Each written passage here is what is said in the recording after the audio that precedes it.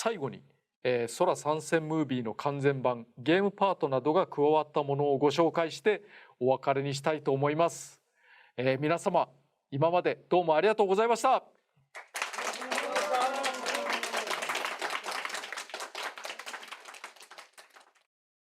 Hello villains and welcome to Club Villa. Now today I wanted to put something together real quick and talk about one of the franchises that honestly I'd say is like my top 3 franchises that have meant the most to me throughout my gaming career and my gaming life. A franchise that is near and dear to me that I don't really get to talk about so often on this channel or on stream or really anywhere, but this franchise definitely does mean a lot to me, and that is the Smash Brothers franchise. As you guys have already probably seen, the final Smash character was just revealed for Super Smash Bros. Ultimate, leading some to wonder whether this is going to be the last game of the franchise or are we going to get another one. And that all are things we can talk about later, either in a different video or on stream. However, I wanted to really share what I overall thought of this DLC expansion. Now, when DLC started with Smash Brothers, it really felt a little controversial because some of the fun that went into Smash Brothers, at least leading up to Smash Brothers 4, was the unlockable characters or the new characters that were added into the game, into the franchise. For me, the biggest fun came in Melee when you bought the game having no idea what characters would be in the game. At least for me, I didn't get on the internet that often, and I was like 7. So discovering every unlockable character was brand new to me and shocking, especially after having played Smash Bros. On the Nintendo 64, knowing what characters, I believe 8 characters, 12 characters were in there, and knowing how it expanded to 25 was just incredible. It was incredible. And then seeing the Smash Brothers Dojo website on Smash Brothers Brawl was also very exciting. I think our roster went up to about 39 or 40 characters by that point. Very exciting times, especially seeing reveals like Sonic being added one morning at like 6 a.m. when you least expect it. It was a very incredible feeling. Now we get to the controversial point of DLC in Smash Bros., which we eventually knew we'd get to. And to be honest, I think as a whole, it was very welcome. There was a lot of characters on there that were very diverse, brought so much new to the franchise that I didn't really know the franchise needed. Now, there was definitely hits and misses on these DLC characters, in my opinion. They weren't all awesome. Some may have been a little lackluster, let's just say. And I thought today, I think everyone's going to talk about their top, 12 list for Smash DLC characters or Smash Bros. Ultimate DLC characters. I thought today we'll do a little something different. It's going to be a little bit longer of a video. We're going to talk about our top 19 DLC characters in the Smash Brothers franchise as a whole. There's only 2 games that had DLC, that being Smash Brothers Ultimate, of course, and Smash Brothers 4 on the Wii U and 3DS. So today we're going to break down all 19 characters. I know the first characters in Smash Brothers Wii U don't have that big an impact on a lot of the gamers of today, but I want to talk about a little bit more what kind of impact they overall had. And on top of that, some of these DLC characters were characters already in the game, but something about their legacy and them joining Smash was pretty unique, surprisingly. That being said, let's begin, guys. So coming in at number 19 is going to be Corrin. Some people actually forget that Corrin was a DLC character to begin with. This was the first DLC fighter that Smash had released that I genuinely felt no reaction to. Not being a fan of the Fire Emblem series, I was sincerely hoping to see a different variety of what the Smash DLC would be. Maybe more Nintendo characters like the ones you'd see in like Mario Kart games or so. By this point, we already had characters like Marth and Ike from the Fire Emblem series. Roy was later introduced as DLC into Smash Bros. 4, and then Robin was introduced, which is definitely more unique, but we also got Lucina, which was like an exact clone of Marth. To get Corrin was rather underwhelming, and not to mention that Lucina really started the trend of Echo Fighters. To get Corrin was rather underwhelming, surprisingly. The reveal wasn't that exciting, and this started what I felt like is one of the only downfalls of the Smash Bros. Franchise, which was really too many Fire Emblem characters. Now, I know there are a lot of Nintendo or Fire Emblem fans, so definitely disagree with me harshly, but my personal interest definitely aligns with movesets that pay homage to their games rather than your usual mid-range sword fighters and parries. They definitely paid a lot of homage to Fire Emblem, however, it was a lot of it already by this point. So that's why Corrin is number 19. At number 18 is Bilith. This one's going to be much shorter because it's kind of the same problem I had with number 19.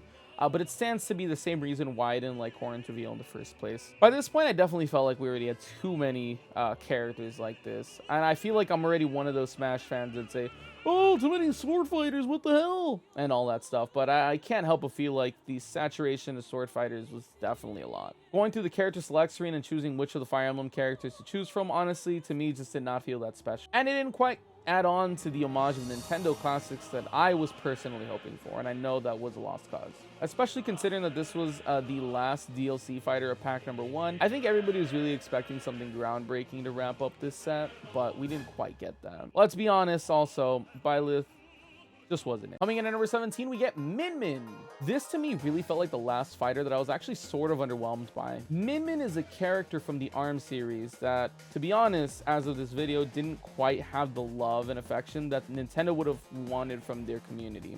I believe in general, this game fell a little bit short to the core audience and did not have the excitement that other DLC fighters may have had, which to me was definitely sad because I actually like to get new franchises to have big representations that everyone can agree is completely spectacular. Like, for example, when we got Splatoon reps like Inkling, I believe that most Nintendo fans were actually rather pleased with this choice because of how well the franchise was doing as a whole, how popular the franchise was, the critical reception overall. Nintendo was definitely striving with this franchise at the time. I think we were all excited to see Splatoon in the game. However, I believe ARMS was sort of the opposite. Even worse so, since the game fell flat, this reveal and the character fell even more flat as well. And not to mention, Min Min's moveset is honestly not that good either. She's really just a mid-range fighter with a lot of weak spots. But to be honest, any ARMS contender, I believe, would have suffered from the same fate. So it's really not just limited to Min Min. It really felt like a poor choice overall to include an ARMS character for their limited abilities to begin with.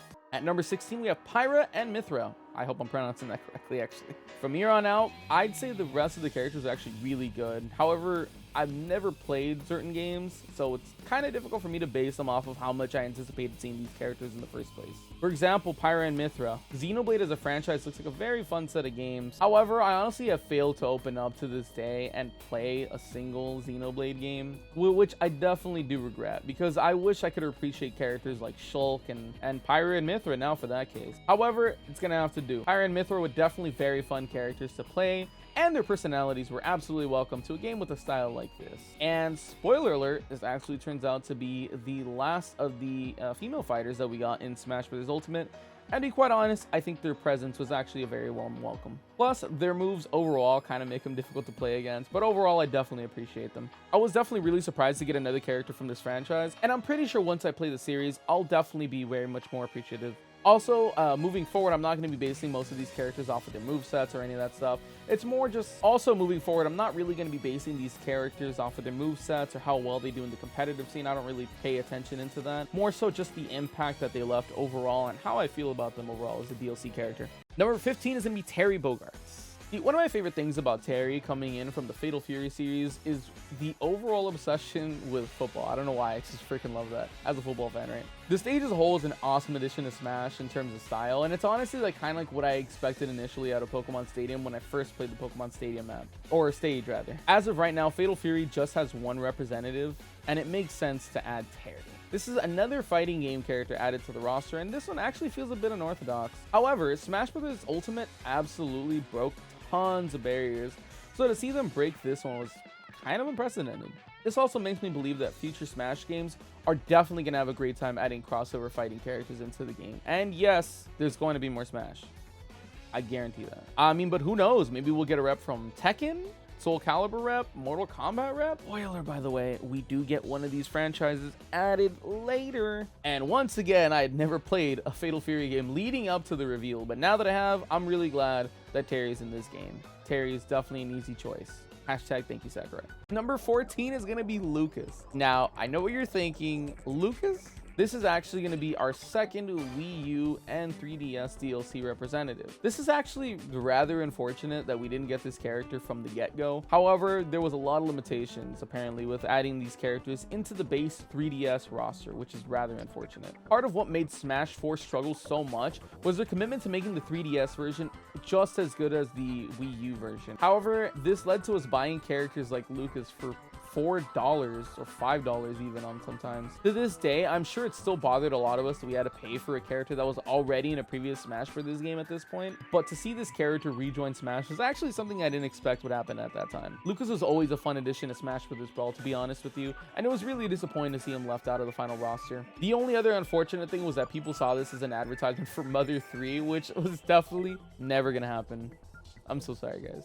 But anywho, Lucas is so high up on this list, surprisingly, just because of how much of a fan favorite he was leading into Smash Bros. Brawl and leading into Ultimate, and how big of a franchise the Mother franchise is as a whole. His moveset's actually kind of annoying though, which is why he's also hella low on this list. And at number 13, we have Roy.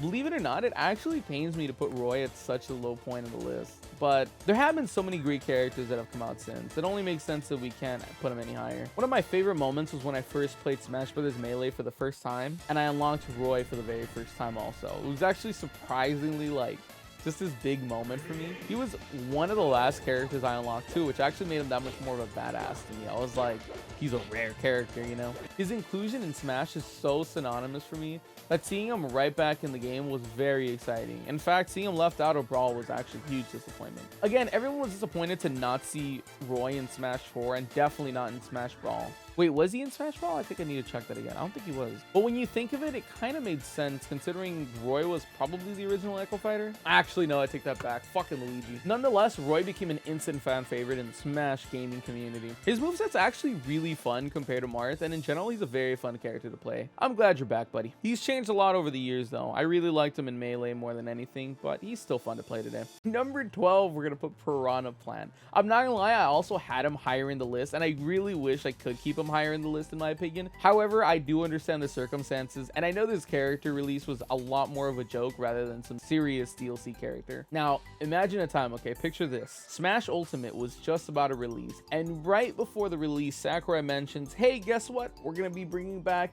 DLC characters once again in this Smash Bros. Installment. He says he's gonna start with a character that no one has expected quite yet. However, this character actually turned out to be Piranha Plant somehow from the Mario franchise. He was revealed as fighter number 70. This character being in Smash was actually really strange. A plant fighting fighters, dude. Like, what the hell is going on, Nintendo? They released this character as a special bonus for those who bought Smash Bros. Ultimate early on in the game's release.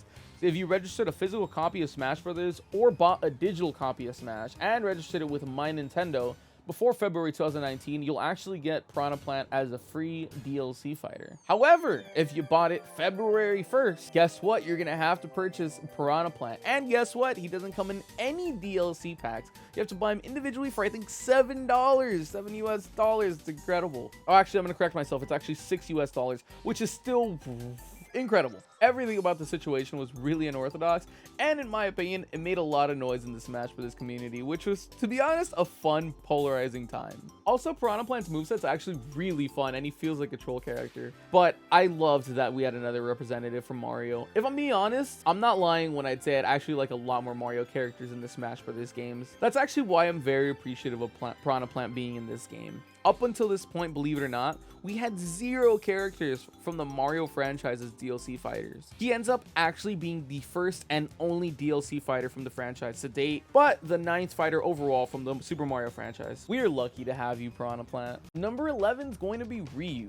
Whether you see Ryu or Ryu, I don't care how you say it, his reveal is actually a big one. I believe Ryu is the first major third-party character that we saw get added into the DLC. Street Fighter is a very, very popular series made by Capcom, and it almost felt like leading up until this point, Nintendo was in somewhat of a competition with other fighting games, to be honest. This was the first inclusion to break through a new era of Smash Bros. This showed that we would now be getting more fighting characters from other fighting franchises.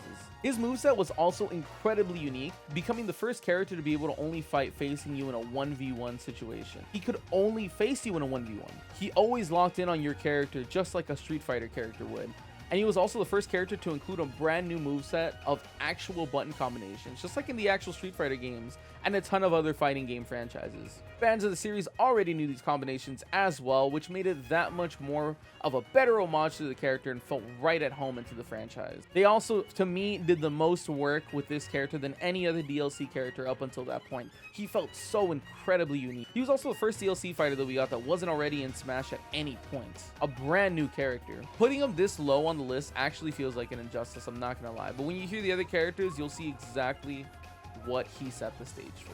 Alright, quick question for everybody. What would you say is the next most competitive fighting series aside from Smash Brothers? I'm curious to know what your answers are, so let me know in the comments below. If I could answer that question right now though, I'd actually argue that the Tekken series is a close second in this competition, right behind Smash Brothers. The Tekken series has sold over 53 million units of games in their whole franchise, making them one of the most popular fighting games of all times, and on one of the most popular consoles of all time, the PlayStation. Tekken 3 is actually the third best selling fighting game of all time, just behind Super Smash Bros. Brawl and Smash Ultimate. This shows you the strength that the Tekken series actually has and carries into the Smash Bros. Universe. On top of that, this is actually one of the most successful franchises globally speaking, with this game still selling to this day on even PlayStation 2s in other countries, or games like the most recent ones like Tekken 5 still selling really well in other continents, even considering that game is already 6 years old by this point. Kazuya making it into Smash was actually a huge deal. To be honest, his icon sorta looks like the Infinity Gauntlet, which to me is the symbolism of Nintendo uniting all of the Infinity Stones finally with this character being added into Smash. As incredible of a moment as this was to the franchise, Nintendo had already added Heihachi as a Mii costume for the franchise. So to expect a Tekken character into the game was honestly not going to be that unexpected.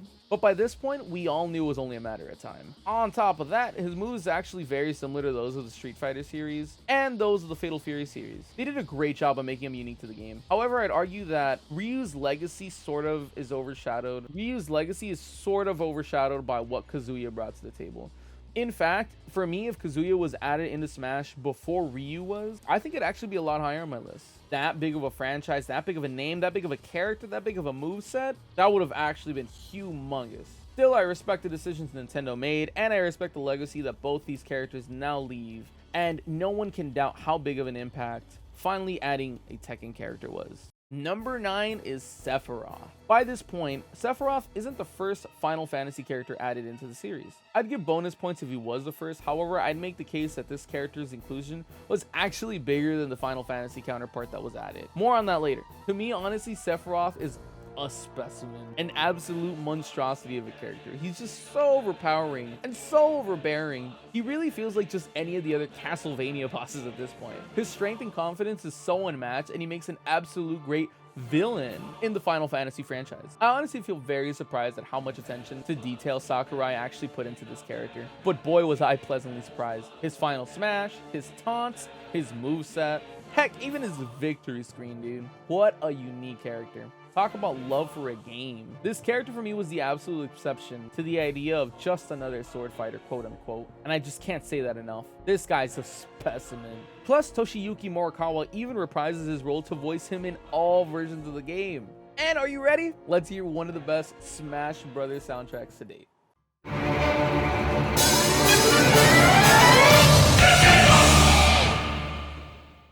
At number 8, we have Joker. Joker was actually the first DLC fighter in Smash Bros. Ultimate. I feel like making Joker the first character was very ballsy of Nintendo to do. To this day, Joker to me is probably the most third-party character we've ever had as a franchise. And I say that meaning I know Sonic and everybody's in this game, but Joker just didn't feel like he'd eventually be a Smash character. And especially when you consider that most of the Persona games haven't even been added to a Nintendo console yet by this point. We still have yet to see Persona 5 on the Nintendo Switch to this day, which is still incredible. But to be honest, when you look back at it, this was not a risky move by any means. Joker was a great fit. As much as I love Piranha Plant, seeing Piranha Plant's movesets and then jumping straight into Joker's is a huge jump for the franchise. Joker's a very sly character who has so much accolades to his advantage. Also, on top of that, the comic relief of the style of the Persona series was truly welcoming.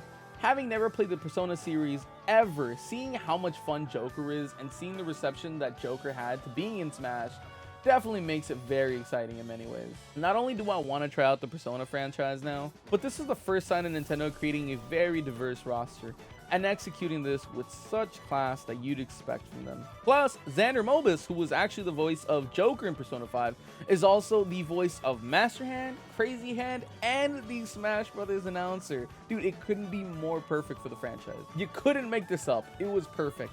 Joker and Smash truly meant to be. Number 7, pretty high on the list, is going to be Cloud. Who'd have thought that a Final Fantasy character would actually join the Smash Brothers roster? When the initial Smash Brothers roster first released, it really seemed like things were going to be sort of as expected. We had a slew of awesome Nintendo characters, a few third-party characters like Sonic, Pac-Man, Shulk, and others, and it really felt like Nintendo was making another Nintendo fighting game. And then the DLC dropped, and we see characters like Ryu join Smash all of a sudden, and now the floodgates are open. It really felt like anyone could be in Smash at this point. It didn't matter how prominent of a game you had in the Nintendo community. Doesn't matter if your game even had appeared in a Nintendo game at all by this point. It didn't even matter if your quote-unquote main home was a different console like PlayStation or Xbox by this point. Anyone can be in Smash. Seeing Cloud join the roster was a huge shock. I think this goes underappreciated in today's day and age, considering how much we've been spoiled with DLC and third-party representatives up until this point. We were actually very spoiled to get someone like Cloud. He brought such a unique moveset to the game that I could honestly only compare with characters like Shulk. And he also ends up being the first Square Enix representative out of the 4 that we end up finishing with, surprisingly. Also surprisingly for me, all of these Square Enix representatives are actually within the top 10 of my list, which I didn't think would happen, to be honest with you. They were all actually very welcoming characters. Now, the only negative thing that the Cloud inclusion brought to the Smash Bros. Franchise was the brand new hope that Geno may one day be in Smash Bros. But it's all over now. By the way, I'm not that hurt. I like Mario RPG just as much as the next guy, but it's fine. It's not that big a deal to me. I don't know. Cloud is easily that character that someone who hasn't played much consoles other than PlayStation games before can easily pick up for the first time when they play Smash Brothers for the first time and definitely enjoy playing this character. Plus, when you think of how many crossovers are now in the game after Cloud's release, the third-party support for Smash Brothers was unreal by this point. Cloud was definitely the best first choice for Square Enix to add into Smash. He's also a main staple of the Final Fantasy franchise, which honestly, it feels like adding Mario into the franchise, like that important. A very important character for both Smash and Final Fantasy indeed. At number 6, we have Bayonetta. Bayonetta was a wildly wicked character. Bayonetta is by far one of the most favorite characters that I've seen come to Smash. She was actually the final DLC character in Smash Bros. Wii U and 3DS. And just like that final character of the Smash Bros. Ultimate DLC roster, this one was a huge shock. Her style definitely did not feel like it would match up well with Smash as a whole. Her as a character in her games take a much darker role than what we're used to in Smash. According to Sakurai, Bayonetta was actually found to be a fan favorite via the Smash Bros. Fighters ballot. Apparently, she was actually the most requested character to come out of Europe. Unfortunately, she's the only one to come from Bayonetta franchise to this day.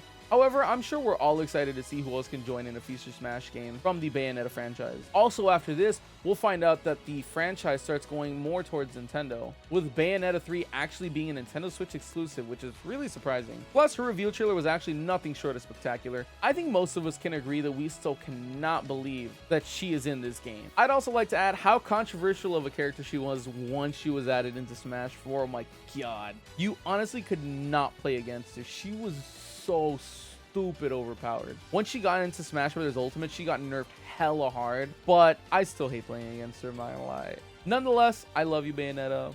Welcome to Smash. Number 5 on the list is Mewtwo. So if you guys were keeping count, there's only one DLC character left from the original Smash Bros. 4 DLC. I know, a number 5 slot for a character that was already in Smash before. However, no one can deny how polarizing of a character Mewtwo is. Probably one of the most iconic characters in the Pokemon franchise that isn't Pikachu. Mewtwo's an absolute specimen, just like I said Sephiroth was. Pokemon number 151 and character number 24 in Smash, his reveal trailer was actually surprisingly internet breaking. In fact, he was actually revealed surprisingly in the middle of a 50 fact extravaganza for Smash Bros. Wii U. And again, by this point, we were just learning for the first time that Smash Brothers would be getting DLC again in the first time in its history. Unprecedented. We had no idea what to expect, guys. Mewtwo was actually already a collectible trophy even by this point in that game, so there was no way we think he'd come back, especially in this game. We also didn't expect so many characters to be out from Melee and Brawl. We all thought these were due to the limitations of the hardware, though to see any of these characters actually join the roster was really spectacular and shocking. Also, for me, Mewtwo is actually still one of my favorite characters to play in Melee, and actually ended up being one of my main characters in Smash 4.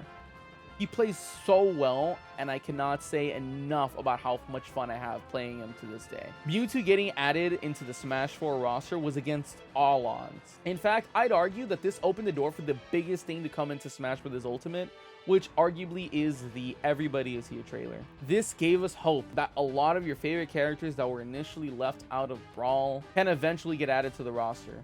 And little did we know what was planned for Smash Bros. Ultimate. The reactions we got out of that reveal trailer are some memories that I'll honestly never forget. Mewtwo, you're fucking perfect. Don't ever change. You really can't have another Smash Bros. Game again without Mewtwo. I honestly never thought I'd put this character so high on my list, and to be honest, I think it was from my lack of high expectations for this character. Wow, guess what? Another franchise that I'd never touched. I feel like that was the central theme for me in a lot of the Smash DLC overall. Most of these games are games that I've never played before. I was always a Nintendo first kind of guy, and I always liked the cartoony style of Nintendo games such as Mario games, Zelda, Pokemon, and any of those other games that really were like in Smash Bros. Melee. I really didn't see myself liking a character from the franchise, but here we are. This character is actually really high up on my list, and surprisingly, almost exclusively because of the moveset. Hero's moveset was actually surprisingly so unique and so solid.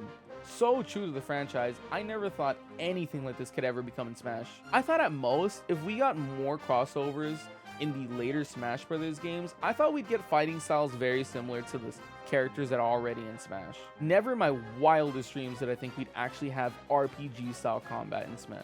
I still think of all the mock-ups that fans would make when trying to predict characters that are going to join Smash, and especially those of the RPG genre. It really all seemed fake and surreal to me up until that point. I thought I knew what was to come out of this franchise, and I'm so glad I was wrong. I think Hero will go down with one of the best movesets to be added into Smash of all time. And I'm not saying that he's best at all for the competitive scene. I actually have no idea how he is in the competitive scene, whether he is one of the best ones out there or one of the worst. But there's no doubt that this moveset adds such a unique flavor to the game. Very unprecedented. What's even more shocking was the fact that they kind of threw this in at like E3 2009. I believe it was the first reveal in the whole Nintendo presentation of E3. It almost kind of like made me think that they didn't have high expectations for this character, or they didn't think the community would respond very well to him. But now looking at the moveset, I know I'm completely wrong. Also, not to mention, this character was definitely overshadowed by the next character in the same presentation. So the spotlight was sort of taken, but still a great character. But to this day, I still cannot believe we have a character like Hero in Smash. Just wow. Coming in at number 3, let me tell you before we get started, it's really hard to pick my final 3. I know my final 3 will definitely vary with everybody, but I think if this is your final 3, you have the right opinion. Choosing my top 3 was a huge mess, but it's not like I'm not satisfied with the choice I made. It's just more like they're all so good. All 3 literally broke the internet, and one did literally, you'll find out. I feel like if these are your top 3 characters, again, you're definitely right. Nothing will ever be more exciting than these 3 reveals that we're about to show today. But let's start with what we just saw a minute ago. Sora. Again, having Sora at number 3 just seems really incredibly odd to me. Sora is such an earth-shattering character, and I cannot believe Sora is in Smash. A Disney rep. Are you serious? In the presentation, Sakurai revealed that Sora was actually the most overall requested fighter in the Smash Brothers fighter ballot from like 2013. I honestly could still picture all those fake mock-ups of Sora being in Smash. It just looked so fake and unreal, and here we are. It's an unreal simulation that we're living in, guys. This Kingdom Hearts rep is actually in Smash Brothers. Finally! I cannot wait to get my hands on this character dropping on October 18th. But there's no doubt what a legacy has been left behind with this reveal. I'm also really excited to see all the reveal reactions. I have yet to come across any yet, but I'm still excited to see. Also, this is the wrap up of the Smash Bros. Ultimate DLC, unfortunately. Quite possibly now the best fighting game in history at this point. It honestly almost brings me to tears to wrap up this franchise that I love so dearly. But the Smash Ultimate DLC time period is a time period that I was really excited to be a part of. What a time to be alive. It's really crazy that you can actually see Mickey ears in Smash Brothers. Disney is credited in the end of the trailer. On top of that, Super Nintendo World is at Universal right now. The Mario movie is being filmed by Illumination Studios. Plus, as you'll see later, Microsoft representatives. My jaw is still on the floor. I almost have no words to say at this point. All I can say is, Sora, welcome to Super Smash Brothers. And wow, what an entrance. Now, the top two are definitely biases for me. However, I think as a collection, the internet overall does agree that these were some of the most prolific moments in Smash and probably gaming history. This franchise we're about to talk about started around 2009. At the very beginning, Notch decided to make a fun open world first-person simulator. At the very beginning, Notch decided to make a very fun open world first-person survival simulator with very blocky Lego-like worlds. Little did we know at the time, this would become one of the greatest video game franchises, if not the greatest video game franchises in history by large. Minecraft as a franchise took the gaming space to an all-new height, and the influence that Minecraft has had on our planet as a whole, Minecraft's historic. Of course, knowing this is true, makes so much sense that the biggest modern franchise would one day join one of the most classic series today.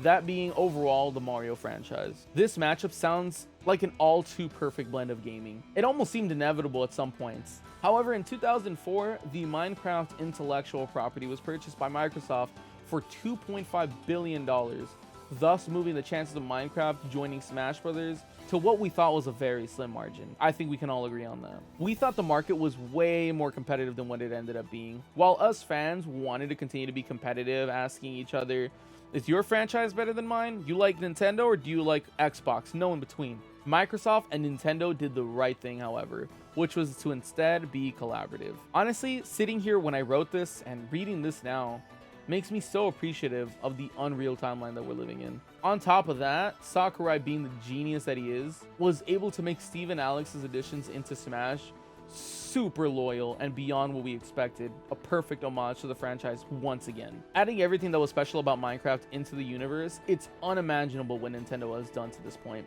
The stages, the movesets, the costume. I can talk about this forever. Actually, I'd like to add, I do love the Minecraft franchise. Minecraft actually carried me through a lot of high school, surprisingly. Can you imagine telling me from 10 years ago that this franchise and game that I'm currently playing on my Xbox 360 will eventually make it into Smash Brothers, one of my other favorite franchises?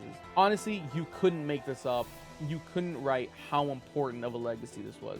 And number one for me, we have the biggest reveal and probably one of the most important reveals to join Smash Brothers that anyone could think of personally. There's actually many reasons to this. From the outside looking in, it doesn't seem like such a big deal. But I feel like, to be honest, this reveal being so big actually started 20 years in the making. See, most of the reveals of franchises that were actually older than the BanjoKazooie franchise, they usually came from franchises that you wouldn't expect to be in this game.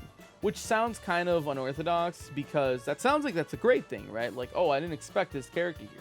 Unexpected is also incredible. However, this character started off as one of the main staples of Nintendo at the time. At this time, it really seemed undeniable that this character would almost be a for sure 100% shoo-in into the Smash Bros. Series. In fact, I'd argue the series was practically made for characters like him. So why wouldn't he be in the franchise already? See, BanjoKazooie was arguably one of the biggest platforming games of all time. This game felt way ahead of its time, and it was one of the undisputed powerhouses in the gaming industry in 1998. But what went wrong? As it turns out, Nintendo and Rare, the developer for a lot of the biggest Nintendo 64 games, including BanjoKazooie and Conker's Bad Fur Day, would be acquired by Microsoft in 2002, which would retain everything about Rare, including their intellectual properties. Remember how I mentioned before that Microsoft and Nintendo were being collaborative? There's a reason why it was so shocking to see them collaborative. Because Nintendo and Microsoft were actually incredibly competitive in the 2000s. You definitely felt both companies trying to get the edge on each other. Once gamers saw Banjo leave to Rare, it really felt like the end of an era. No one wished for the era to end, but it unfortunately did. To this day, I still wonder what could have been if Nintendo had kept Rare. What we now know is what Microsoft did with this company, and it's rather unfortunate where it's gone. I don't know what the logistics are of what went wrong, but all I know is I'd love to have seen Banjo stick with Nintendo. But thus, this led to a very interesting time.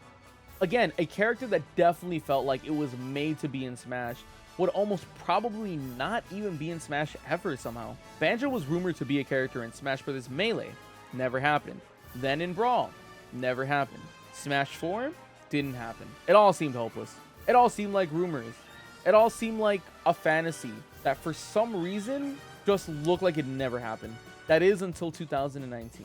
To this day, I'm not ashamed to say that this is one of the 2 reveal trailers that left me in literal tears.